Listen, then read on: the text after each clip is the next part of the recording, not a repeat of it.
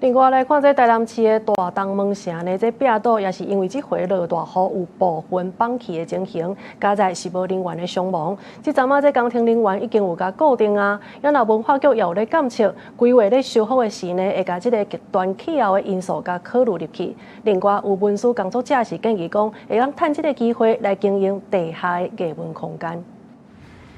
一包一包黑色的太空包貼在城樓邊啊，這是台南市國定古蹟大東門城北邊壁倒，伊是透早有部分建築向放棄，就驚城樓會繼續崩。工人這擺冷雨棚，趕緊放太空包，進行臨時性的防護。目前敢會當成醫師現況，愛等較好天才通專門處理。因為雨水滲入牆體，造成我們腹部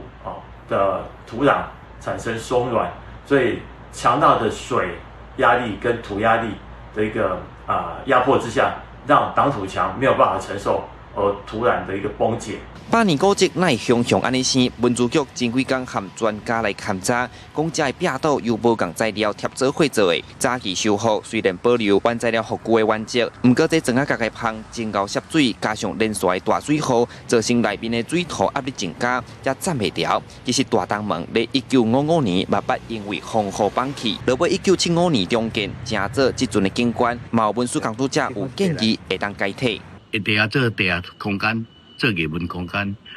做地下通道，和邊個農糧署合作，迄個市民會當透過這個通道，入去到東門城迄個公園內底，免受交通車輛的影響。而且迄個所在嘛會當做介紹台南市的城的發展，介紹台南市東區這糖發展的故事。這擺極端氣候常在咧發生，古蹟要安怎防災，嘛是真大考驗。文化局已經委託土木技術工會，逐工針對外拆甲刷圍做監測，未來的修復工程，因除了會照災後調查甲文資法的規定來補強，因講嘛會甲極端氣候因素考慮入去，好好啊提升古蹟的防護。記者蘇台南採訪報道。